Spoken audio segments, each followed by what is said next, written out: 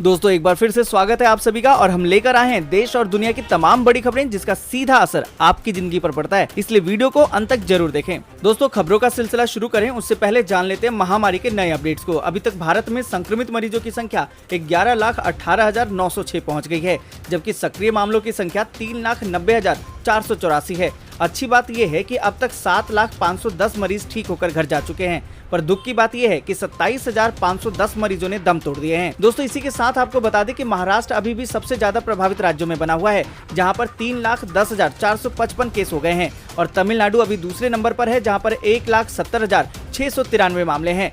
वहीं दिल्ली अभी तीसरे नंबर पर है, जहां 1,22,793 हैं, जबकि कर्नाटक चौथे नंबर पर है और वहां पर अब मरीजों की संख्या 63,772 हो गई है। और इसी के साथ बढ़ते हैं आज की पहली और बड़ी खबर की तरफ। आज की पहली और बड़ी खबर जो निकल कर आ रही कि पीएम मोदी ने बाढ़ग्रस्त राज्यों के मुख्यमंत्रियों से की बात, हर संभव मदद का दिया भरोसा। दोस्तों आपको बता दें कि प्रधानमंत्री नरेंद्र मोदी ने कई राज्यों के मुख्यमंत्रियों के साथ फोन पर बातचीत की और बाढ़ के हालातों का जायजा लिया। पीएम मोदी ने असम, बिहार, आंध्र प्रदेश, उत्तराखंड के मुख्यमंत्रियों के साथ फोन पर चर्चा की। इसके अलावा उन्होंने तेलंगाना, हिमाचल और तमिलनाडु के सीएम से भी बात की।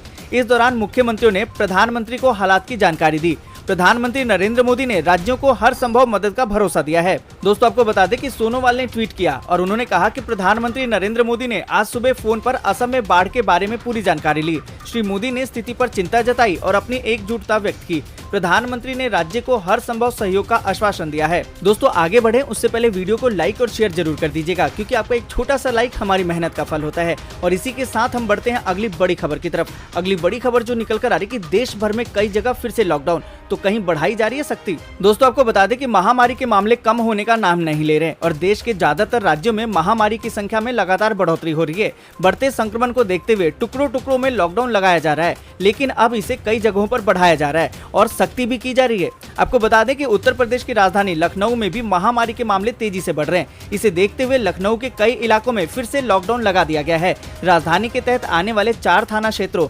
गाजीपुर, इंदिरानगर, आशियाना और सरोजनी नगर थाना क्षेत्रों में लॉकडाउन लागू कर दिया गया है। दोस्तों आपको बता दें कि लखनऊ में महामारी के मामले को देखते हुए उत्तर प्रदेश के मुख्यमंत्री योगी आदित्यनाथ बेहद ही गंभीर हैं। राजधानी में महामारी के बढ़ते संक्रमण को लेकर मुख्यमंत्री योगी ने कई वरिष्ठ अधिकारियों को तलब किया और उनके साथ बैठक की। और इसी के साथ दोस्तों आपको बता दें कि जम्मू कश्मीर के जम्मू जिला प्रशासन क्षेत्र में अगले हफ्ते से वीकेंड लॉकडाउन लगाने का फैसला किया गया है। यहाँ पर शुक्रवार शाम 6 बजे से सोमवार सुबह 6 बजे तक लॉकडाउन लगा रहेगा। इसी तरह कर्नाटक के कुलबर्गी जिले में भी लॉकडाउन को बढ़ा दिया गया है, जहाँ 27 जुलाई तक लॉकडाउन रहेगा। वहीं गोवा में 3 दिन का रविवार को लॉकडाउन खत्म हो गया, लेकिन रात में जनता कर्फ्यू 10 अगस्त तक जारी रहेगा।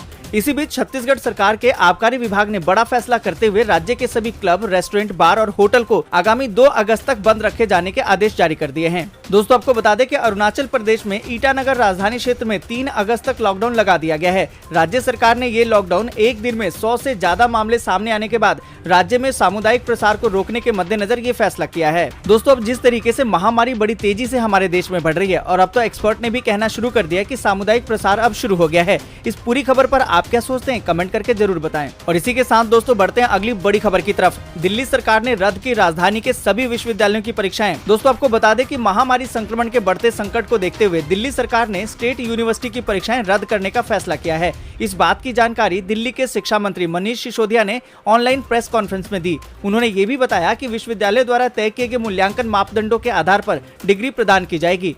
आपको बता दें कि प्रेस कॉन्फ्रेंस के दौरान शिक्षा मंत्री मनीष सिसोदिया ने कहा कि 9वीं और 11वीं के बच्चों को हमने बिना एग्जाम करवाए इंटरनल एग्जाम और असाइनमेंट के आधार पर प्रमोट किया। सीबीएसई के 10वीं और 12वीं के एग्जाम भी रद्द किए गए।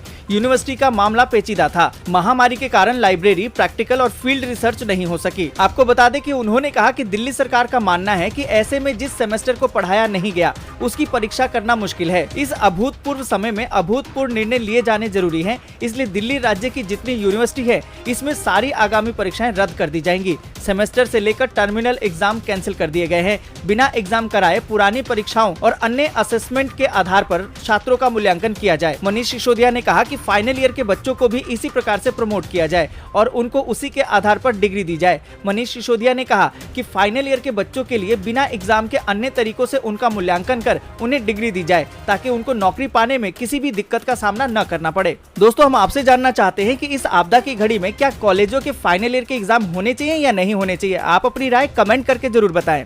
और इसी के साथ दोस्तों बढ़ते हैं अगली बड़ी खबर की तरफ। अगली बड़ी खबर जो निकल कर आ रही कि 2426 कंपनियों ने जनता के 1.47 लाख करोड़ रुपए बैंकों से लूटे। राहुल गांधी ने पूछा, क्या दोषियों को मिलेगी सजा? दोस्तों आपको बता दें कि कांग्रेस के पूर्व अध्यक्ष राहुल गांधी ने आरोप लगाया है कि 2426 कंपनियों ने लोगों की बचत के 1.47 लाख करोड़ रुपए बैंकों से लूट लिए हैं। इसके साथ ही उन्होंने सवाल किया कि क्या सरकार दोषियों को सजा देने के लिए इसकी जांच करवाएगी। राहुल गांधी ने बिना विवरण दिए रविवार को यानी कि 19 जुलाई 2020 को ट्वीट करके कहा कि 2426 कंपनियों ने लोगों की बचत के 1.47 लाख करोड़ रुपए बैंकों से लूट लिए। क्या ये सरकार इस लूट की तहकीकात करके दोषियों को सजा देगी? दोस्तों आपको बता दें कि उन्होंने कहा कि या इन्हें भी नीरव और ललित मोदी जैसे फरार होने देगी। आपको बता दें कि राहुल गांधी ने ये बात तब कही जब मीडिया के एक रिपोर्ट में ये दावा किया गया कि अखिल भारतीय बैंक कर्मचारी संघ ने 2426 ऐसे खातों की सूची जारी की है जिसमें जानबूझकर कर्ज नहीं चुकाने वाली श्रेणी में है और इनमें बैंकों का 1,47,350 करोड़ रुपए बकाया है। साथ ही दोस्तों इस खबर का दूसरा पहलू भी आपको बता दें कि कांग्रेस नेता के ट्वीट पर सोशल मीडिया यूजर्स ने भी जमकर प्रतिक्रिया दी। ट्विटर यूजर्स अजीत पांडे ने लिखा कि राहुल गांधी की कोई बात अब भरोसे करने के लायक नहीं है। राफेल पर कोर्ट में कान पकड़कर माफी मांग चुके हैं, क्या भरोसे के लायक है? ऐसे मनोज अग्रवाल लिखते हैं कि 2426 कंपनियां जो विलफुल डिफॉल्टर हैं, ये सब कंपनियां 2014 के पहले से अस्तित्व में हैं और 2014 से पहले इनको बैंक ने लोन दिए थे। इनमें से कई कंपनी सिर्फ पेपर पर थी, इनका कोई भी फिजिकल अस्तित्व ही नहीं था। शुरू से ही इनका मकसद सिर्फ पैसा बनाना था और इसके लिए बैंक खुद दोषी हैं। और दोस्तों इसी के साथ बढ़ते हैं अगली बड़ी खबर की तरफ। पुरानी पेंशन स्कीम बहाल करने की तैयारी में है हरियाणा सरकार। 1.4 लाख सरकारी कर्मचारियों को होगा फायदा। दोस्तों आपको बता दें कि महामारी काल में भले ही देश भर के तमाम राज्यों और केंद्र सरकार के कर्मचारियों को करारा झटका लगा है, लेकिन हरियाणा के करीबन 1.4 लाख कर्मचारियों को बड़ी सौगात मिल सकती है। सूबे की मनोहर लाल खट्टर सरकार राज्य में पुरानी पेंशन स्कीम को बहाल करने पर विचार कर रही है।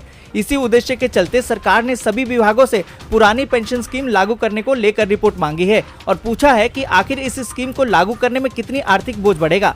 यदि सरकार की ओर से इस फैसले को लागू किया जाता है तो 1 जनवरी 2006 के बाद से सेवा में जुड़े हुए राज्य के 1.4 लाख सरकारी कर्मचारियों को सीधा लाभ होगा।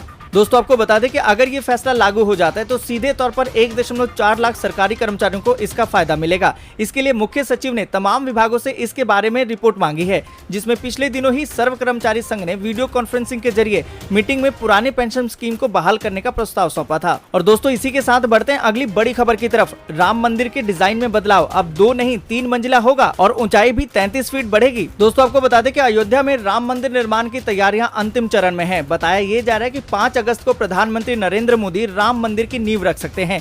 इस बीच राम मंदिर के नक्शे में बदलाव किया गया है और अब राम मंदिर 2 नहीं बल्कि 3 मंजिला होगा, जिसकी लंबाई 268 फीट और चौड़ाई 140 फीट होगी।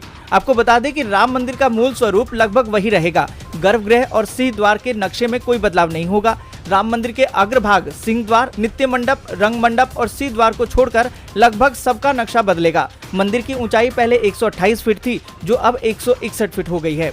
आपको बता दें कि 3 मंजिला बनने वाले राम मंदिर में 318 खंबे होंगे। हर तल पर 106 खंबे बनाए जाएंगे। राम मंदिर के नक्शे को नए सिरे से तैयार करने में वास्तुकार चंद्रकांत सोमपुरा जुटे हुए हैं। राम मंदिर में 5 शिखर बनाए जाएंगे।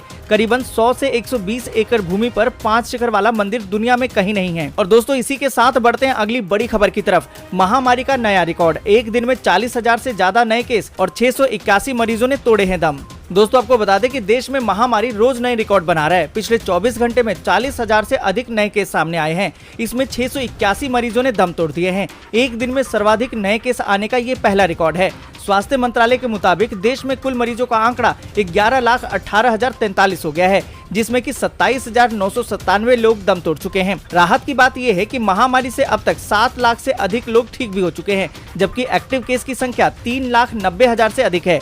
महामारी से सबसे ज्यादा प्रभावित राज्य महाराष्ट्र है, जहां कल 9,500 से अधिक नए मामले सामने आए। यहां पर कुल मरीजों का आंकड़ा 3,10,000 को पार कर चुका है, जिसमें से 11,854 लोगों ने दम तोड़ दिए हैं। और इसी के साथ दोस्तों बढ़ते हैं अगली बड़ी खबर की तरफ। अगली बड़ी खबर जो निकल कर आ रही है कि आज से ग्राहक बनेंगे किंग, मिलेंगे कई और अधिकार, कानून में हुए हैं ये बदलाव। दोस्तों आपको बता दें कि उपभोक्ता अधिकारों को नई ऊंचाई देने वाले उपभोक्ता संरक्षण कानून 2019 के प्रावधान आज से प्रभावी हो जाएंगे। यह उपभोक्ता संरक्षण कानून 1986 का स्थान लेगा। नए कानून के तहत उपभोक्ता किसी भी उपभोक्ता अदालत में मामला दर्ज करा सकेगा। भ्रामक विज्ञापनों पर जुर्माना और जेल जैसे प्रावधान भी इसमें जोड़े गए हैं। पहली बार ऑनलाइन कारोबार को इसके दायरे में लाया गया है। पहले इस कानून को जनवरी में लागू किया जाना था, जिसे बाद में मार्च कर दिया गया। मार्च में महामारी के प्रकोप और लॉकडाउन के कारण इसे लागू नहीं किया जा सका। अब 20 जुलाई से सरकार ने इसे लागू करने का नोटिफिकेशन जारी कर दिया है। इसके लागू हो जाने के बाद उपभोक्ता की शिकायत पर तुरंत कार्रवाई शुरू हो जाएगी। खासकर अब ऑनलाइन कारोबार में उपभोक्ताओं के हितों की अनदेखी भी